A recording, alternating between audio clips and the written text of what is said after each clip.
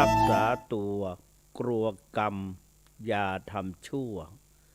จะหมองมัวหม่นไหม้ไปเมืองผีจงรีบทำแต่กรรมที่ดีๆจะได้มีความสุขพ้นทุกภัยขอถวายความเคารพพระเถรานุเถระพระภิกษุสงฆ์องค์สามเณรทั้งหลายทุกรูปเจริญพรท่านพุทธศาสนิกชนอุบาสกอุบาสิกาที่นับถือทั้งหลายทุกคนวันนี้รายการเสียงธรรมะจากพระสุวรรณเมธีด็อกเตอร์รักษาการเจ้าอาวาสวัดพระธาตุศรีจอมทองวรวิหารเจ้าคณะอำเภอจอมทองจังหวัดเชียงใหม่ร่วมกับสถานีวิทยุกระจายเสียงวัดฝายหิน FM 104.5 เมกะเฮิรตซ์ฝายหินทุกวันพฤหัสบดีและวันศุกร์เริ่มตั้งแต่เวลา4 ทุ่มถึง5 ทุ่ม4 ทุ่มถึง5 ทุ่มก็คือเวลา22 นาฬิกาถึง23 นาฬิกาทุกวันของวันพฤหัสบดีและวันศุกร์โดยที่ได้รับการสนับสนุนจากทางวัดพระธาตุศรีจอมทองได้ให้นำเอารายการธรรมะมาพบปะกับท่านสาธุชนทั้งหลายดังนั้นท่านสาธุชนทั้งหลายเราทั้งหลายก็ได้มาพบกันทุกวันพฤหัสและวันศุกร์ได้มาพบกันท่านสาธุชนทั้งหลายเราทั้งหลายรักความสุขเกลียดทุกข์เราชอบความสบายไม่ชอบความลำบากนะแต่ว่าอย่างไรก็ตามพระพุทธเจ้าก็สอนให้เราทั้งหลายพิจารณาคือว่าพิจารณาเนืองๆไว้5 ประการคือบรรพชิตควรพิจารณาทุกวันว่าเรามีความแก่ความเจ็บความตายเป็นธรรมดาไม่สามารถจะล่วงพ้นความเจ็บความตายไปได้บรรพชิตควรพิจารณาทุกวันว่าเราจะต้องพลัดพรากจากของรักของชอบใจทั้งหลายทั้งปวงบรรพชิตควรพิจารณาทุกวันว่าเรามีกรรมเป็นของตัวเป็นของตนเราทำดีจักได้ดีเราทำชั่วจักได้ชั่วอย่างนี้เป็นต้นนอกจากนั้นพระพุทธเจ้าก็ตรัสว่าควรจะคิดถึงสิ่งที่เป็นธรรมดาที่จะต้องเกิดขึ้นกับเราและเหล่าสรรพสัตว์ทั้งหลายว่าเป็นธรรมดาเรียกว่าธรรมดาดังนั้นคือกฎของธรรมชาติธรรมดานั้นเป็นยังไงเช่นเรียกว่าชราธรรมโมหิเรามีความแก่เป็นธรรมดาชรังอนัตติโตไม่สามารถจะล่วงพ้นความแก่ไปได้พยาธิธรรมโมหิเรามีความเจ็บไข้เป็นธรรมดาพยาธิอนัตติโตไม่สามารถจะล่วงพ้นความเจ็บไปได้ท่านสาธุชนทั้งหลายความเจ็บไข้ได้ป่วยเกิดขึ้นมันก็มีสาเหตุพระพุทธเจ้าตรัสว่าสภาวะธรรมทั้งหลาย มีเหตุเป็นแดนเกิดจะเกิดขึ้นเพราะเหตุจะดับไปก็เพราะเหตุถ้าจะถามว่ารู้ได้อย่างไรพระพุทธเจ้าได้ตรัสอย่างนี้รู้ได้ที่พระอัจฉริเถระอัจฉริเถระซึ่งอยู่ในกลุ่มในกรุ๊ปของปัญจวัคคีย์ปัญจวัคคีย์มี5รูปคือโกณฑัญญะวัปปะพัทธิยะมหานามะอัจฉริในขณะที่พระปัญจวัคคีย์ฤาษีทั้ง5ได้สำเร็จเป็นพระอรหันต์ก็พระพุทธเจ้าก็ส่งพระสาวกไปประกาศพระศาสนาว่าจารถะภิกขเวจาริกังพหุชนะหิตายะพหุชนะสุขายะโลกานุกรรมปายะหิตายะสุขายะอย่างนี้เป็นต้นเพราะว่าภิกษุทั้งหลายพวกเธอทั้งหลายจงเที่ยวจาริกไปเพื่อประโยชน์สุขของสรรพสัตว์ทั้งหลายเพื่อเป็นประโยชน์และเพื่อความสุขของสัตว์ทั้งหลายเพื่อเกื้อกูลแก่สัตว์ทั้งหลายนี่แหละท่านก็ไปในขณะที่ในสมัยนั้นก็ยังมีสำนักอยู่หลายๆสำนักที่กำลังตั้งใจสอนลูกสั่งสอนลูกศิษย์ลูกหา เรียกว่าลูกศิษย์ก็มีผู้ที่คือถึงความเจริญบารมีแก่กล้าเหล่าศิษยานุศิษย์และประชาชนในสมัยนั้นมีสั่งสมบารมีมาแต่ละท่านแต่ละคนก็สั่งสมบารมีมาบารมีนั้นก็ล้วนแก่กล้าเป็นมากมายเป็นจำนวนมหาศาลเป็นจำนวนมากเป็นหมื่นเป็นแสนเป็นล้านแต่ว่าก็ต้องอาศัยผู้ที่เข้าใจรู้แจ้งเห็นจริงอย่างพระสัมมาสัมพุทธเจ้าเช่นพระพุทธเจ้าก็สามารถรู้อัธยาศัยใจคอเรียกว่าปุเพนิวาสานุสติญาณระลึกชาติได้อย่างไม่มีกำหนดไม่มีที่สิ้นสุดและก็สามารถรู้จักจุติและเกิดของสรรพสัตว์ทั้งหลายการจุติและการเกิด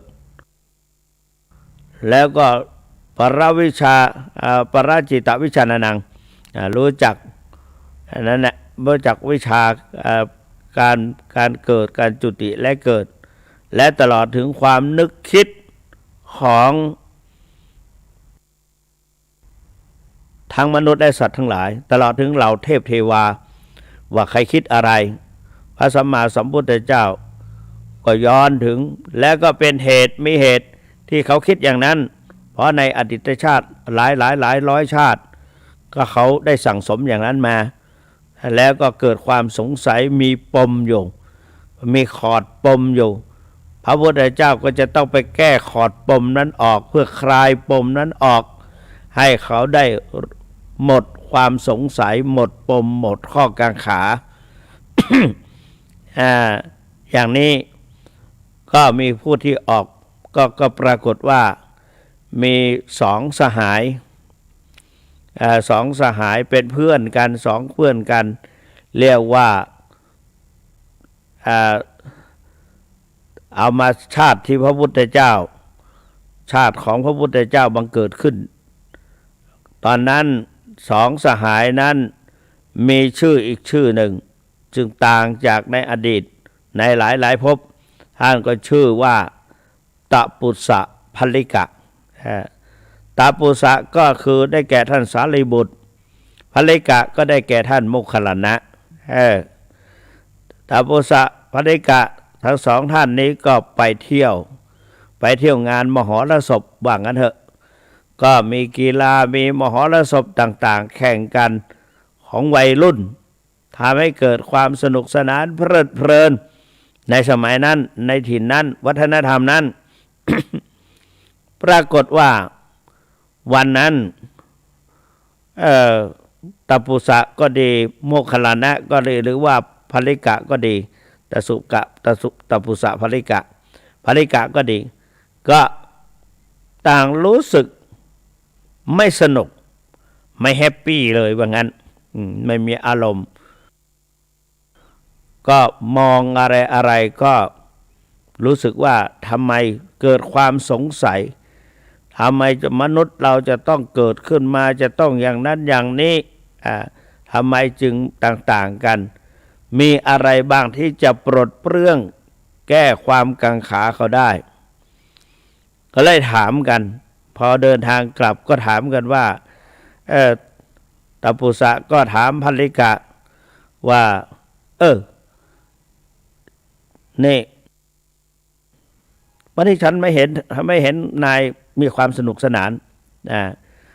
ถักก็นายก็เหมือนกันก็แล้วก็แก้ปัญหากันคือบอกความคิดบอกความรู้สึกแล้วก็เลยเกิดธรรมะขึ้นในใจเราทั้งสองนี้ควรจะไปศึกษาค้นคว้าหาทางหลุดพ้นไปศึกษาโมกขธรรมเพื่อให้หลุดพ้นเพื่อให้ความกระจ่างแจ้งและก็ปลดเปลื้องความสงสัยออกจากจิตจากใจก็เลยไปบวชที่สำนักสนชัยไปบวชที่สำนักสนชัยพอบวชแล้วก็ได้ศึกษาเล่าเรียน บวชเป็นลัทธิของสนชัยได้ศึกษาเล่าเรียนไปเล่าเรียนมาก็หมดความหมดไส้หมดพุงหมดความรู้อาจารย์ก็ไปถามอาจารย์ก็หมดแล้วหมดแล้วเหรอมีเท่านี้เหรออาจารย์ก็บอกว่ามีเท่านี้แล้วอย่างอื่นไม่มีอีกแล้วไม่มีก็อาจารย์ก็บอกว่าเจ้าจบแล้วก็ธรรมดานะก็ดีใจก็จบแล้วก็ดีแล้วนี่จะได้ช่วยอาจารย์สอนลูกศิษย์ลูกหาต่อไปแต่ความจริงแล้วสองคนนั้นมีบารมีแก่กล้าถ้าเป็นผลไม้ก็จะสุกหอมหวานแล้ว ก็เลยไม่ได้ปรารถนาอะไรต้นไม้ผลสุกแล้วก็ไม่ปรารถนาที่จะส่งอาหารมาเสริมแล้วนะถ้าเป็นฝีก็สุกแล้วเตรียมจะแตกอยู่แล้วนะเตรียมหัวฝีเตรียมจะแตกอยู่แล้วเพียงแต่อาศัยผู้เข้าใจมาบ่งหัวฝีเท่านั้นเองก็คุยกันเราไปหาอาจารย์กันเถอะตามหาอาจารย์ไปด้วยกันไปหลายวันมาก็ไม่พบแล้วก็กลับเย็นก็กลับมาสำนักก็เลยพูดกันว่าถ้าเราไปด้วยกันเกิดว่าอาจารย์มาอีกมุมหนึ่งเราทั้งหลายไปด้วยกันไปอีกมุมหนึ่งก็ไม่สามารถจะเจออาจารย์ได้และเราก็ไม่รู้ว่าอาจารย์ที่เราจะพบนั่นจะหาได้ที่ไหนแต่ถ้าเราแยกกันไปเนี่ยแล้วพอเจอกันแล้วก็เย็นมาเราก็มาแบ่งกันใครพบใครจะก็มาบอกกันตกลงกันอย่างนั้นก็ไม่ไปด้วยกันละแยกทางกันไปตัปปุสะอุปติสะอุปติไม่ใช่ตัปปุสะภริกะอุปติสะปริภาชกกับโกริตะนั่นดิมันถึงทำแม่งว่าไปแล้วทำแม่งอุปติสะปริภาชกและโกริตะปริภาชกบวชเป็นปริภาชกก็คือนักบวช ก็แยกกันไปอุปติสะปริภาชกก็ไปเจอสมณะหนึ่งช่างสง่างามเรียบร้อยกิริยามารยาทเรียบร้อย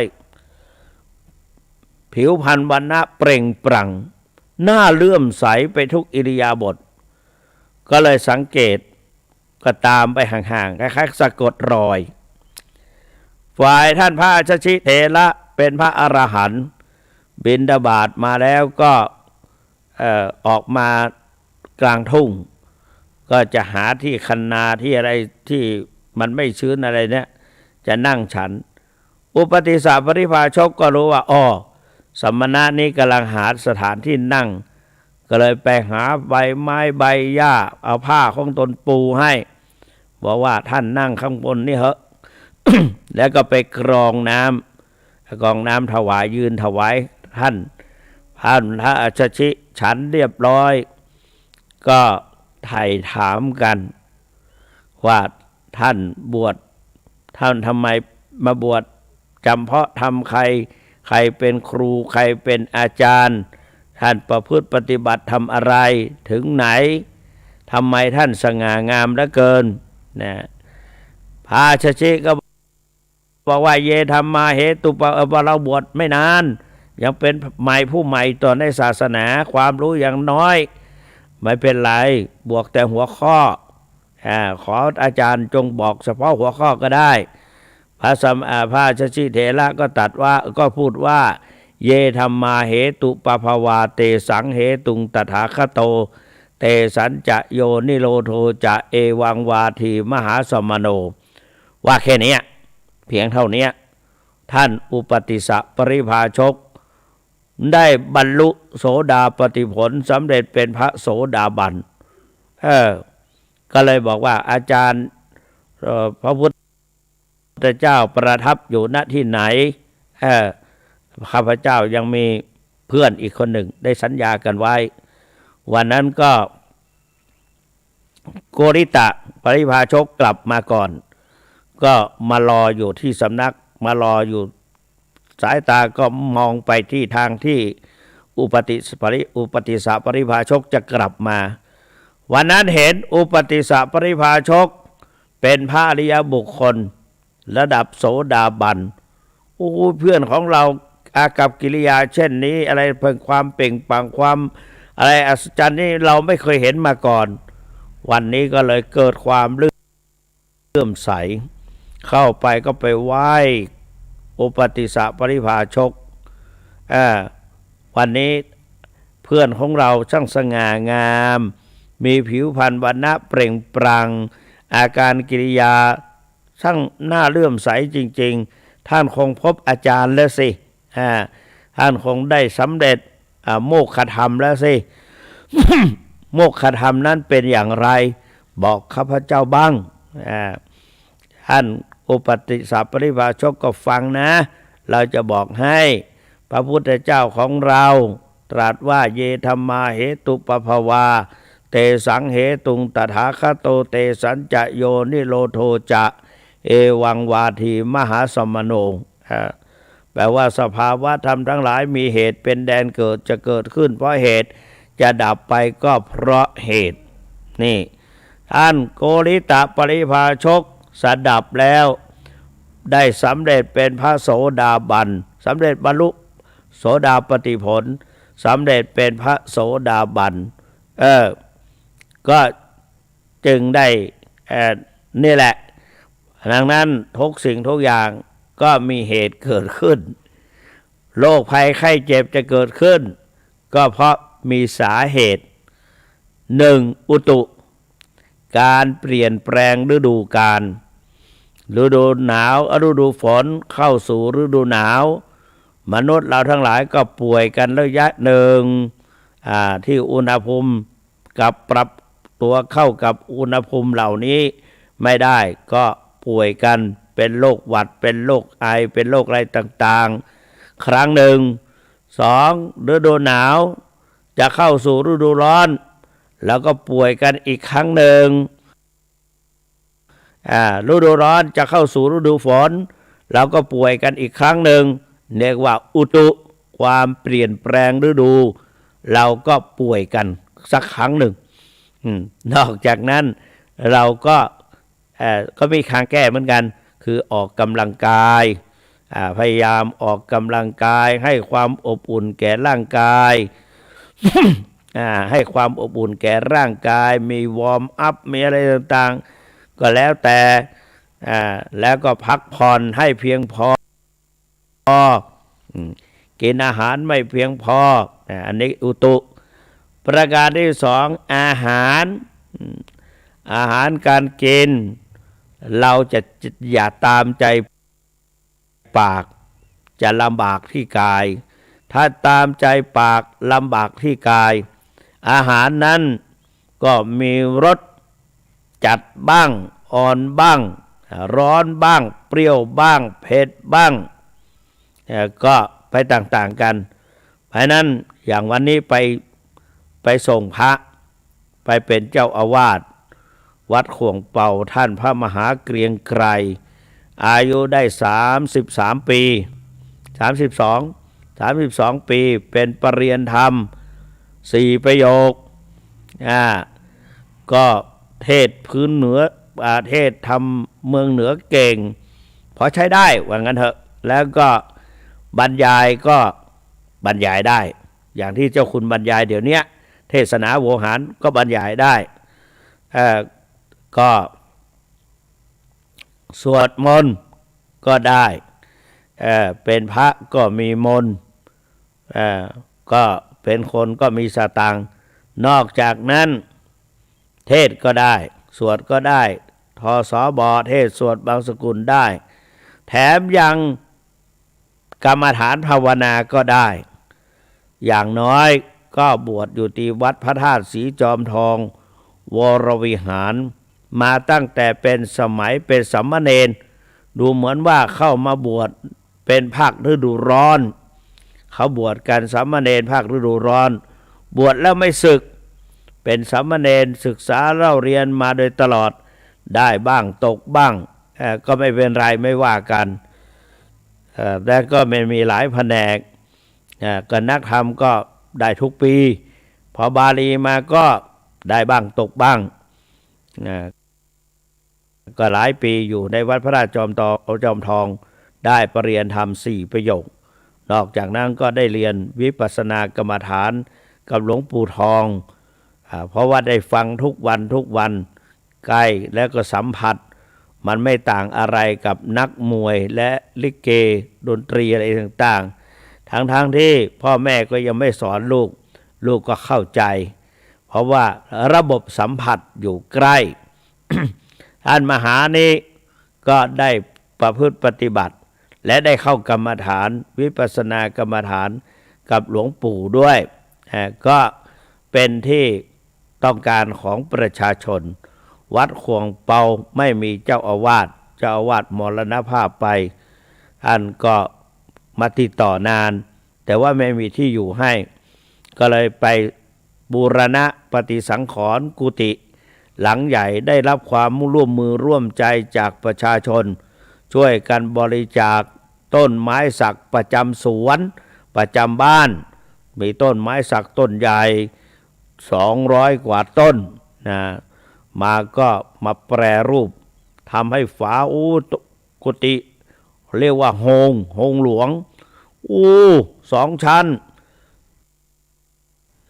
งามเป็นไม้สักทองทั้งหลังเลยน่าชื่นใจก็เป็นบุญของท่านแหละพอจะเข้าไปสู่วัดเขาก็สร้างกุฏิถวายหลังใหญ่แล้วก็บันไดมีด้านขึ้นด้านลง2 ข้างมีตรงกลางเป็นระหว่างก็ห่างกันก็ประมาณ5 เมตรได้แหละแล้วก็ประมาณเป็น6-7 เมตรเพราะว่าแต่ละช่องนั้นก็ประมาณ2 เมตรช่องขึ้นช่องลงแล้วก็มีตรงกลางแล้วก็ข้างๆอีก2 ข้างก็ จำนวน 30,000ราคาบันไดนั้นคนแย่งกันนี่คนเล่าให้ฟังมีคนแย่งกันก็บอกว่าไม่ต้องแย่งกันได้ทั้งหมดนั่นแหละมาเหอะ30,000ใครจะรับก็รับก็มีเสามีอะไรน่าชื่นใจในฐานะเป็นเจ้าคณะอำเภอจอมทองและเป็นรักษาการเจ้าอาวาสวัดพระธาตุศรีจอมทองก็เลยไปส่งท่านไปส่งท่านไปเป็นประธานนำอะไรต่างๆที่นอนหมอนมุ้งแล้วก็เครื่องอุปโภคบริโภคพร้อมด้วยทางวัดพระธาตุศรีจอมทองเขาก็ให้เบิกเงินเป็น10,000เป็นเงินก้นถุงเหมือนกับลูกหลานโยมจะลงไปปลูกเหย้าสร้างบ้านสร้างเหย้าสร้างเรือนก็มีเงินก้นถุงให้ท่านสุวรรณเมธีก็ให้วิยาวัจกร เบิกมา10,000 บาทของวัดแล้วก็ของส่วนตัวอีกแล้วก็นอกจากนั้นพระสงฆ์สามเณรพระสงฆ์ที่ไปร่วมงานก็แต่ละรูปก็มอบให้เพื่อให้กำลังให้ขวัญและกำลังใจท่านที่จะไปเป็นเจ้าอาวาสก็เลยให้โอวาทไปอยู่8 ข้อ 1. เสียสละเป็นแบบอย่าง 2. สร้างศรัทธา 3. รู้ปัญหาชาวบ้าน 4. มีผลงานให้เห็น 5. ดีเด่นด้วยคุณธรรม 6. กล้านำประชาชน 7. อุทิศตนด้วยชาญฉลาด 8. มีความสามารถทางสร้างสรรค์ แล้วก็อธิบายให้ท่านแล้วก็บอกญาติโยมการที่ท่านจะมานี้เราก็อย่าไปคอยจับผิดพระแล้วก็อย่าไปเบียดเบียนท่านเวลาประชาชนอย่างเดี๋ยวนี้พวกอาตมาเนี่ยมอบปัจจัยให้ท่านเนี่ยอย่าไปเบียดเบียนเอาของท่านเพื่อท่านจะได้ใช้กิจบางอย่าง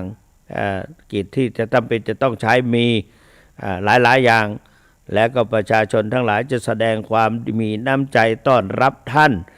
เพื่อให้ความสะดวกแก่ท่านใครจะถวายก็เห็นมีคนถวายเยอะแยะเหมือนกันเป็นที่น่าปลื้มใจนะพูดถึงอะไรมาถึงตอนนี้ นะอุตุการเจ็บไข้ได้ป่วยอาหารอาหารจะพูดถึงเรื่องอาหารเขาก็มีซ่าผักยำผักรวมใส่มะกอกด้วยใส่พริกใส่อะไรบางอย่างก็รสจัดบางอย่างก็รสเบารสจืดๆหน่อยแต่ก็รู้สึกว่าประชาชนก็เล่นรสจัดพระฉันมาแล้วนะก็ทำให้มันมีหลายอย่างมีญาติโยมเอาใจหลายอย่างอาหารถ้าหากว่าไม่ค่อยได้ฉันแบบนั้นมาบ่อยๆพรวดพลาดไปฉันมันอร่อยติดอกติดใจฉันไม่รู้จักอิ่มนะไม่รู้จักอิ่มข้าวใส่เห็นหลายรูปวันนั้นก็ยังแซวยังแย่ท่านเจ้าคุณอมรเวทีวันนี้พระเดชพระคุณเจริญอาหารทั้งว่าสงสัยได้มาฉันร่วมกับท่านพระครูวิทิตเจติยานุรักษ์มาจากลำพูนหลายรูปได้ฉันกันเยอะแยะฉันกันได้มากเราก็ฉันเยอะเหมือนกันนี่แหละก็บางทีก็ถ้าหากว่าไม่ถูกอาหารก็จะเป็นพิษหรือว่าไม่สบายบางทีก็อย่างฤดูนี้ทางโรงครัวตามปกติใช้ก็ทำอาหารมันก็ต้องมีนะก็ต้องประกอบด้วยเนื้ออะไรต่างๆแล้วยิ่งชราภาพมาชราภาพระยะนี้ฉันอาหารที่ศาลาลงฉันเราทำไมปวดข้อปวดตามอะไรต่างๆเจ็บตามข้อกระดูกข้อต่อข้อพับนิ้วมืออะไรต่างๆทำไมก็ฉันยาแก้โรคเกาอยู่ทั้งสองยี่ห้อ2 ขนาดมันก็ยังไม่เจ็บอยู่บางทีเผื่อก็เท้าบวมขึ้นมาเขาบอกว่าระยะนี้พระเดชพระคุณขอโทษนะที่พูดเนื้อหมูมันแพงว่างั้นเขาก็เลยใช้ไก่มิน่าล่ะใช้ไก่แถมเพื่อจะให้เกิดโอชารสใช้ซุปไก่คนอเข้าไปอีกโอ้โหยกกำลัง2เราไม่รู้เราก็ฉันไปท่านที่เขาบอกว่าปฏิสังขโยนิโสบินดาปาตังปฏิเสวามิพิจารณาก็เราไม่รู้นี่นะแล้วก็บอกว่าเวลาเอาแกงอะไรมาให้อาตมาเนี่ยไม่ต้องเอาเนื้อมาด้วยเพราะฉันแล้วมันไปเข้าไปในซอกฟันเจ็บอามาก็ไม่ฉันเอาไว้ให้องค์อื่นฉันให้พวกอื่นรับประทานเถอะเขาก็ไม่เอาเนื้อมาเราก็ไม่รู้ว่าเขาใส่เนื้ออะไรพอเขาเอาเนื้อไก่ใส่ไปเนี่ยเกือบปีเนี่ยทำให้เราสุดลงนี่เพราะฉะนั้นโรคภัยไข้เจ็บเกิดขึ้นเพราะอาหารบางทีก็หน่อไม้จะพวกหน่อไม้ วันนี้ก็ฉันชะอมเข้าไปอีกนะก็ไม่ฉันก็มันต้องเหมือนฉันแหละเขาแกงขนุนมาให้ปลูกขนุนไว้ต้นหนึ่งลองใส่น้ำผึ้งเก่าน้ำผึ้งมันผึ้งบ้างไม่ผึ้งบ้างพอมาเทใส่ขวดแล้วก็มองเห็นน้ำตาลค่อนก้นเป็น2 นิ้วนะโอ้นี่มันไม่ใช่ของจริงแต่ว่าต้นไม้ชอบก็เลยใส่น้ำไปละลายลดใส่ดินใส่อะไรต้นไม้สวยงามขึ้นแต่ละขวดก็มีกลิ่นน้ำผึ้งแต่ว่ามันไม่ใช่ก็เลยไม่ว่ากันเราก็ไม่ได้ซื้อเข้ามาถวายเราก็เลยเอาน้ำใส่แล้วก็เทรดต้นไม้สวยงามมากแล้วก็อยากจะรู้ว่าเมื่อได้รับต้นขนุนนี่เมื่อได้รับการประคบประงมใส่น้ำผึ้งใส่น้ำแกงใส่อะไรลงไปเยอะแยะเหลือเกินอยากจะรู้ก็ได้ที่มาก็เลยให้พ่อพระที่จะไปเป็นเจ้าอาวาสตัดแล้วก็ให้แม่เขาแกงเขาก็ลืมไปในวันหนึ่งแล้วรุ่งเช้าเขาก็มาแกงมาถวายเขาใส่ผักเขาโทรมาถามเหมือนกันว่าจะใส่ผักชะอมไหมใส่ดิให้ครบสูตรไปเลยผักแค่ผักชะอมใส่ไปเลยเขาก็ใส่มาพอใส่มาเนี่ยเราไม่ฉันเขาเรียกว่าเกียรติปลาไหลแต่กินน้ำแกงเราผักชะอมเราไม่กินแต่ว่าน้ำมันลงไปข้างในก็ซดเข้าไปพรวดแต่ก็กินยานี่แหละก็ทำให้เกิดอันนี้ยังไม่เป็นอะไรนะแต่ก็รู้สึกว่ามันตึงแข้งขาตึงก็นี่แหละโรคภัยเกิดขึ้นเพราะอาหารอันนี้ยกตัวอย่างให้เห็นเพราะอาหารต่อมาก็อากาศเป็นพิษอากาศท่านสาธุชนทั้งหลายทุกวันนี้เราต้องปิดหน้าปิดจมูกใส่หน้ากากผ้าแมสก็เพราะว่าอากาศเป็นพิษตามปกติเมื่อไม่มีโรคโควิดไม่มีโไมครอนเขาว่าโอไมกอดโอไมครอนมันไม่มีโอไมครอนมาเนี่ยมันก็ทางเหนือเราก็โดยเฉพาะเชียงใหม่ลำพูนแม่ฮ่องสอนมันก็มีแต่ควันพิษนอกจากนั้นก็ฝุ่นต่างๆเยอะแยะเหลือเกินแล้วก็คนก็ป่วยไปได้ดีที่หน้าคลินิกก็เยอะเข้าแถวกันไปรักษาก็จมูกอักเสบตาคอหูจมูกตาเนี่ยก็ป่วยกันก็ไปคลินิกกันเยอะแต่ปัจจุบันนี้ก็มีโอไมครอนและนอกจากนั้นก็โรคอะไรโคโรนาโควิด -19 โควิดก็ลอยตามอากาศติดกันเป็นแถวแล้วก็ตอนนี้แหละอากาศเป็นพิษเพราะนั้นอากาศแล้วจากนั้นก็อารมณ์สิ่งแวดล้อมทำให้เกิดอารมณ์เครียดอาจจะมาเหตุสถานการณ์ต่างๆโดยความไม่สะดวกไปไหนก็ไม่ได้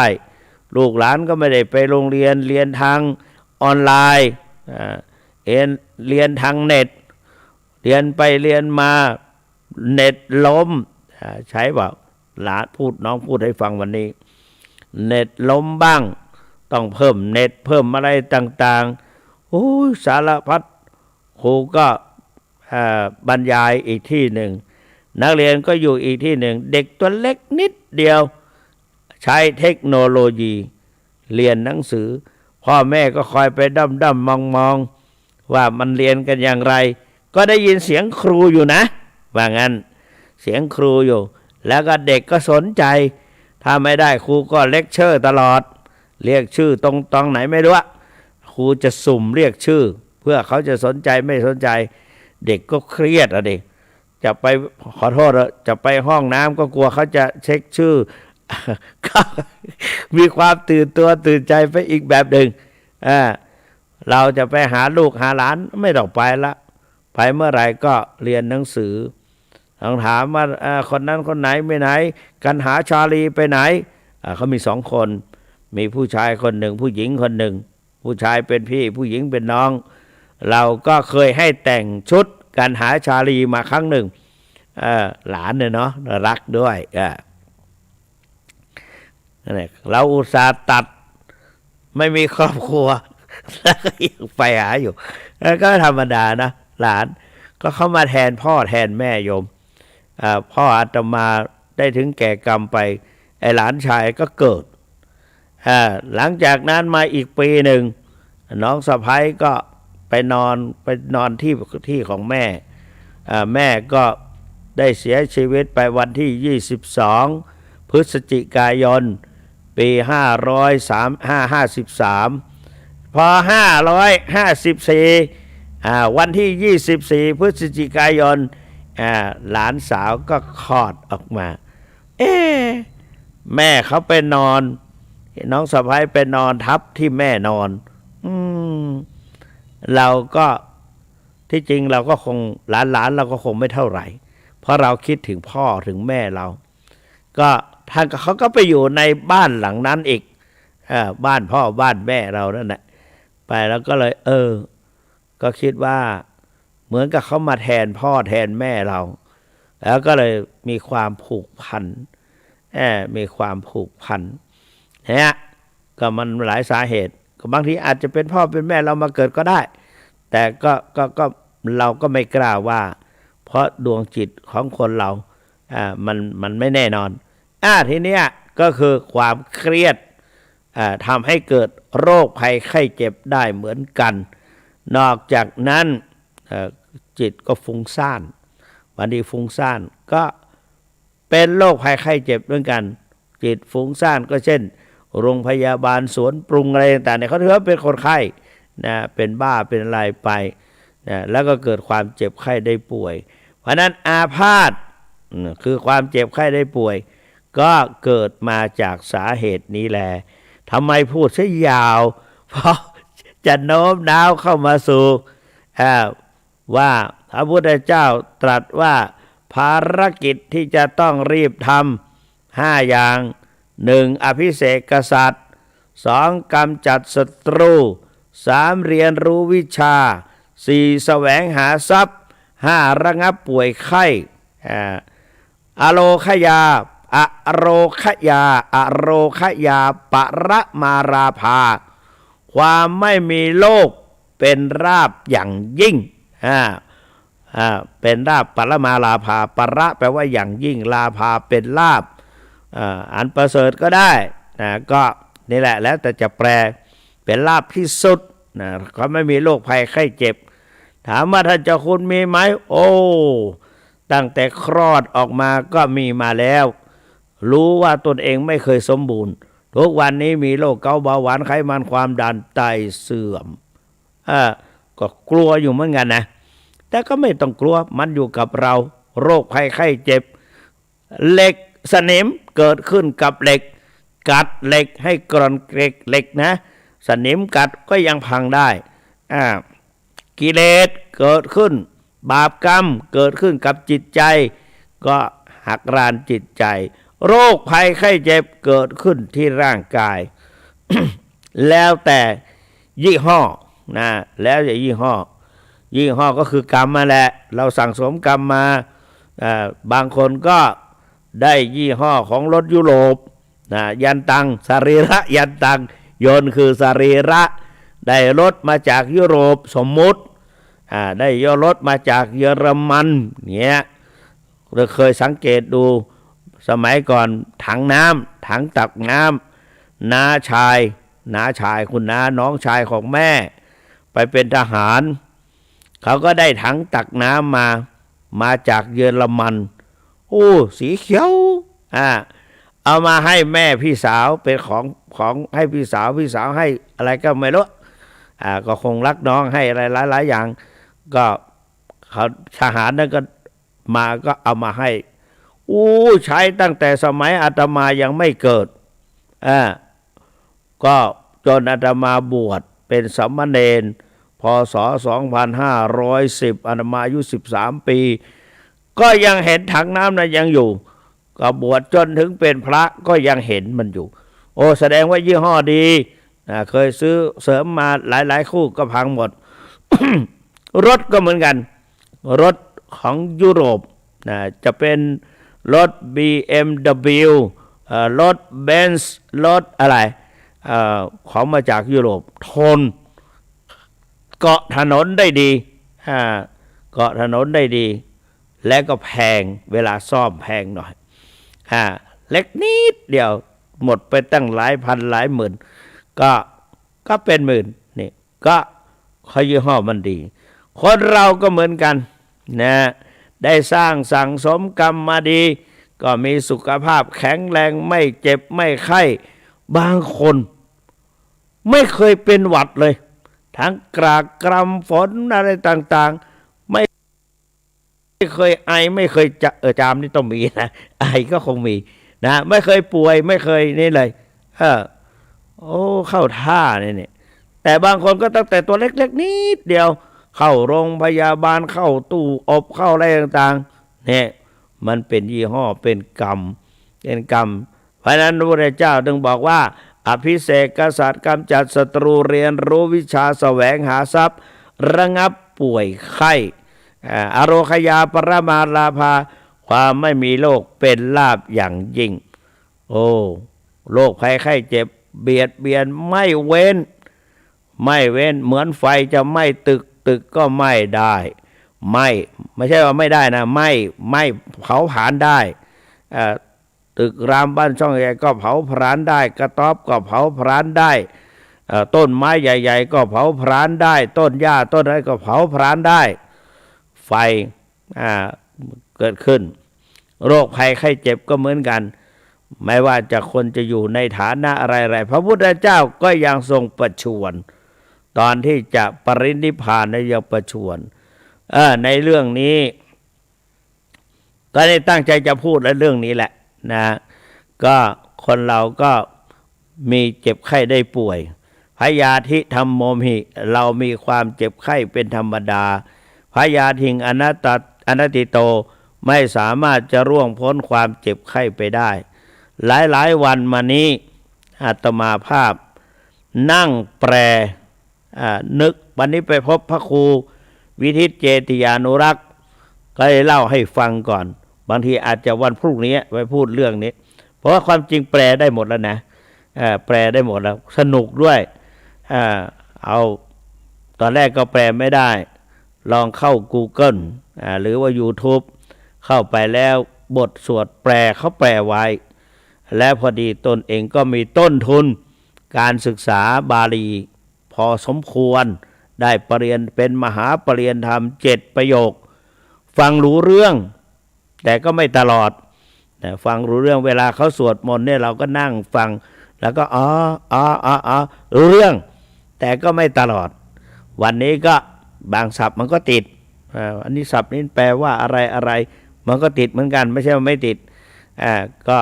ถ้าไม่ติดก็คงได้ประโยค9ไปแล้วนะแล้วก็มันก็ยังดีนะยังแปลได้วันนี้ก็เลยหลังจากตื่นขึ้นมาพอไปฉันเพลบอกแล้วว่าวันนี้ฉันเยอะไปหน่อยก็พอมาแล้วก็แพ้หนังท้องตึงหนังตาก็หย่อนพยายามฉันกาแฟพยายามฉันน้ำชาเพื่อจะมาแปลบทนี้ทนไม่ไหวความง่วงพระโมคคัลลานะก็ง่วงเหมือนกันโอ้แต่เวลาเริ่มจะทำความดีมันก็หาวเป็นวรรคเป็นเวรพระพุทธเจ้าก็บอกว่าโมคคัลลานะถ้าเธอแก้ง่วงไม่ได้เธอก็บิดกายเนี่ยบิดกายบิดไปบิดมาหรือก็ลูบหน้าเอามือลูบหน้าลูบตัวลูบหน้าลูบตัวแล้วก็ทำความเพียรต่อไปถ้าไม่สามารถจะทนได้เธอก็ล้างหน้าหน่อยดิล้างหน้าล้างตากรอกกลิ้งลูกตามองขึ้นไปบนอากาศ กลางคืนกรอกกลิ้งลูกตาไปกรอกกลิ้งลูกตามาก็จะบรรเทาความง่วงได้พระพุทธเจ้าบอกถึง10 อย่างดูมัน10-20 อย่าง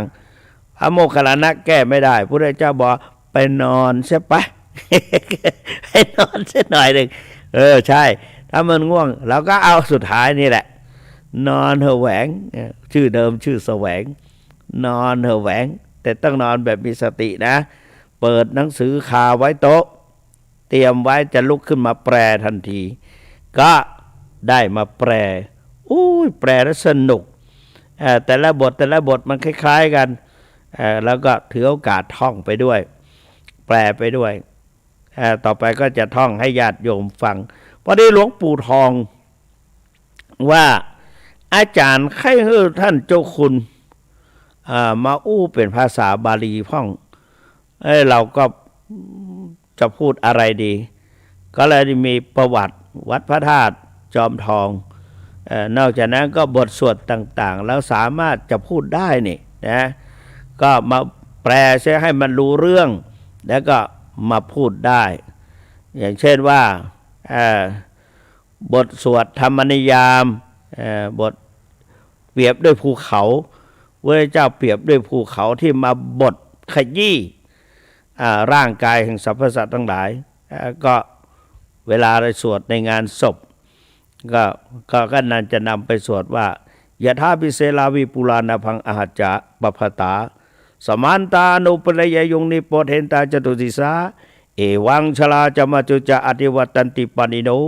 คดิเยพมเนวิเสสุเทจันดาลปุกุเสนกินจิปริวัชเชติสภาเววาภิมัตติ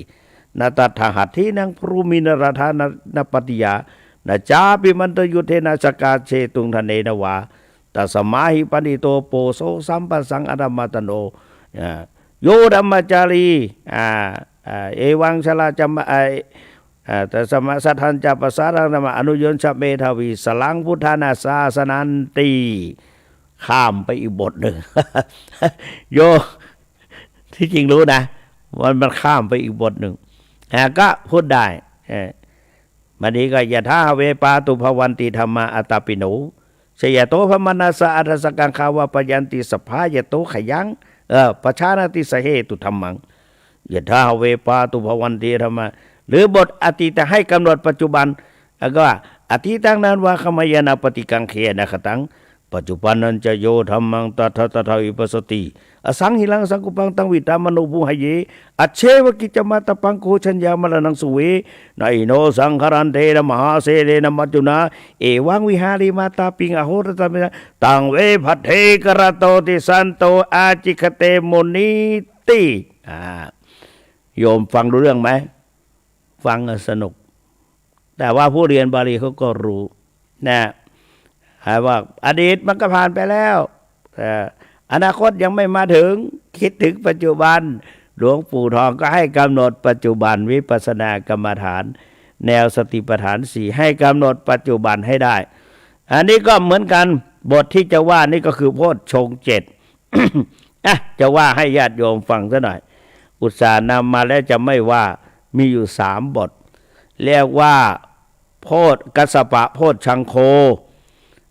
โมคคัลลานะโพชชังโคแล้วก็จุนทะโพชชังโค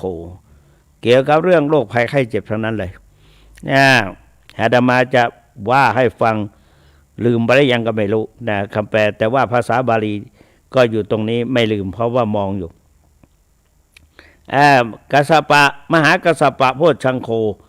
โพชชังคะสุตตปาโถการกล่าวถึง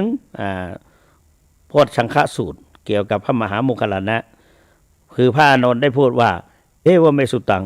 เอกังสมัยยังภควาราชคเหวิหารติเวลุวันเอกลันทกาดิวาเปเตนะโคปนะสมัยเยนะยสมามหากัสสโปปิภริคุหายังวิหารติอาปติโกทุกิโตพานหคิลโนเนี่ยก็แปลว่าถ้าแปลผิดก็ขออภัยนะบอกว่าข้าพเจ้าได้ฟังมาอย่างนี้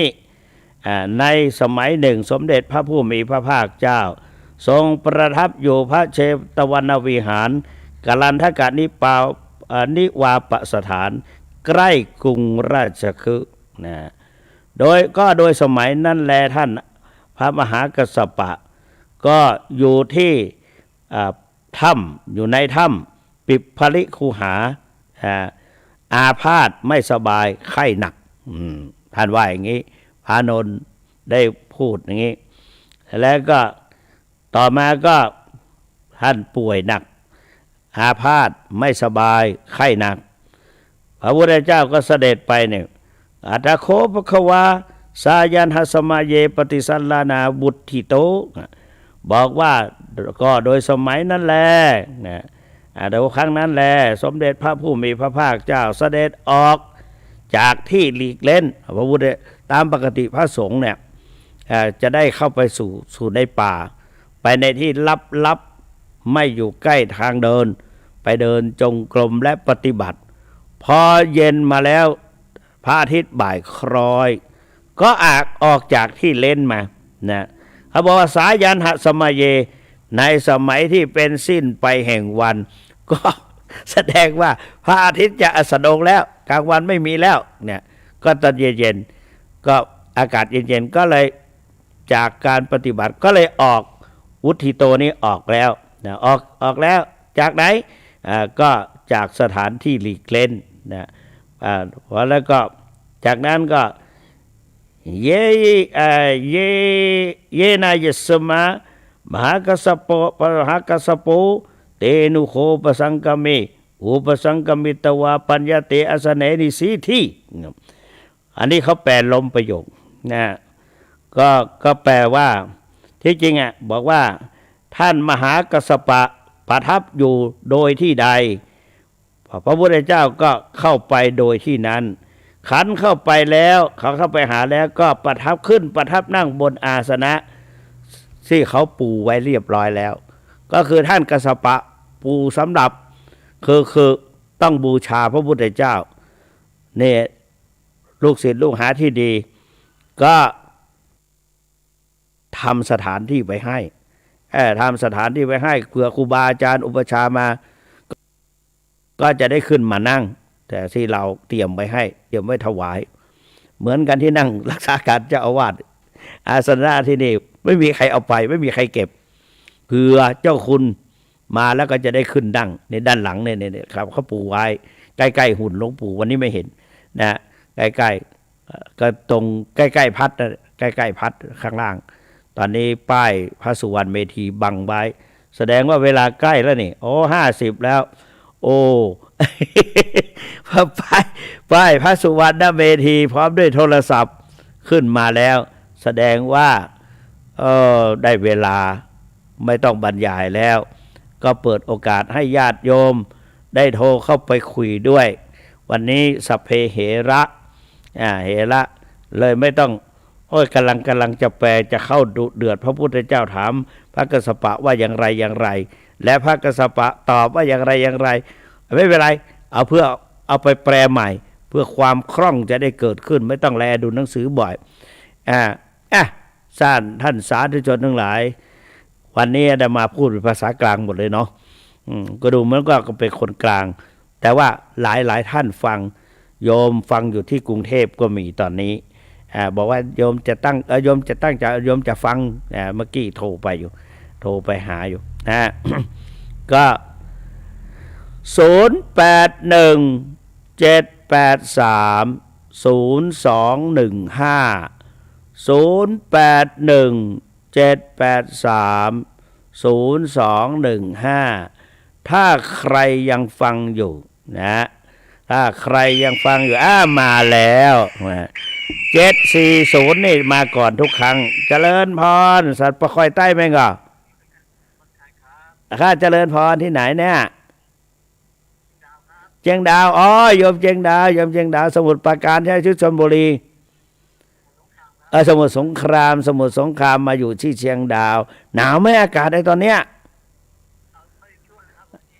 เบาลงทุเราเบาบางลงอากาศร้อนขึ้นเนาะอุณหภูมิเจริญพรขอบคุณมากนะนี่แหละโยมสมุทรสงคราม0817830215อุ้ยดีอกดีใจเหลืออีก7 นาทีโยมใครที่อาตมาไม่รู้ว่ากำลังฟังถ้าฟังก็โทรเข้าไปหาท่านเจ้าคุณหน่อยให้กำลังใจ กำลังใจบอกว่าฟังอยู่นะท่านเจ้าคุณนะแล้วอาตมาก็จะมีกำลังใจคนนี่มาแล้วโอ้194เจริญพรอันนี้ลำปางแน่นอนเนาะแจ้ซ่อนกันเนาะแจ้ซ่อนเนาะแจ้ซ่อนเนาะโอ้ดีใจเนอะสวัสดีปีใหม่แฮปปี้นิวเยียร์เนาะ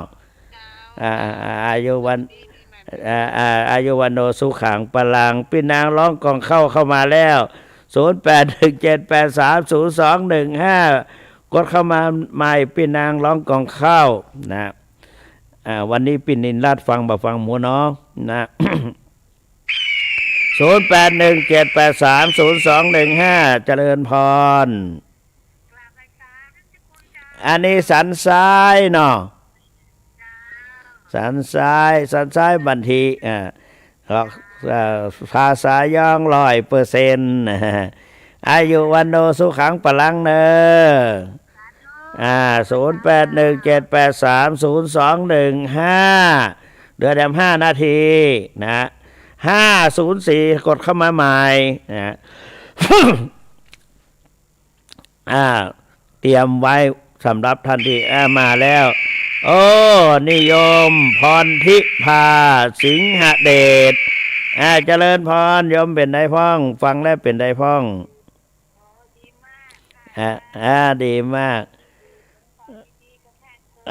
ขอบคุณอายุวันโนสุขังพลังเนอ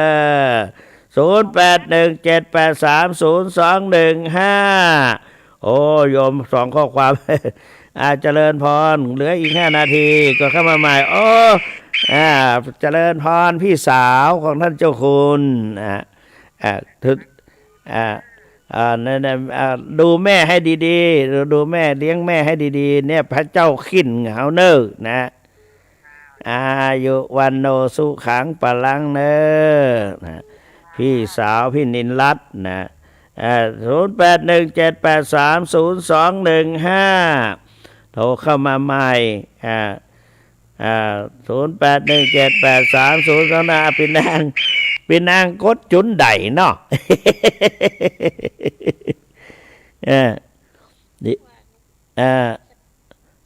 สายมันวางแม่เนาะนะดีใจเนอะข้าพเจ้าเขาก็อู่ถึงอยู่นะอายุวันโนสุขังปลังเนอะนี่ก็เลี้ยงพ่อแต่พ่อได้อายุ100 กว่าแต่ก็ถึงแก่กรรมไปแล้วเหลืออีก4 นาที0817830215 0817830215 892มาเจริญพรนี่โทรจากไหนโอ้แม่ปูคาโอ้สักวันจะเอาเรื่องตำนานปูคาพระนอนปูคามันเล่าคือฟังเลยฮะสักวันเดี๋ยวอาตมาจะเล่าคือฟังเนาะมาอยู่มันเล่าเป็นเคยเล่าแล้วนะดีใจนะตั้งแม่ปูคานี่เป็นได้หนาวก็หมอกธรรมดาเนี่ยหมอกยืดเส้นยืดสายได้เนี่ยเนาะสา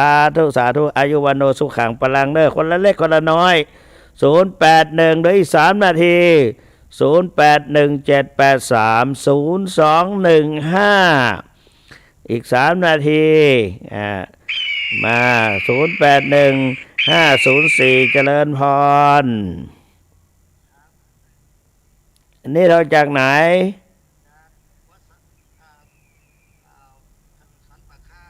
สันปะค่าสันปะต้นเปาสันกับแป้งสันกับแป้งไงเนาะเป็นได้พ้องต้นเปาเป็นได้พ้องเมื่อก่อนนั้นเจ้าคุณไปเทศเสมอนะแถวนั้นนะดีใจเนอะขอบคุณจันนาอายุวันโนสุขังปลังเนอะมีคนฟังหลายเหมือนกัน081เหลืออีก2 นาที0817830215นะไกลที่สุดมีไหนเอ่ยนอกจากกรุงเทพแล้วไกลที่สุดมีไหนเอ่ยวันนี้ยังไม่เห็นมาวันนั้นมาจาก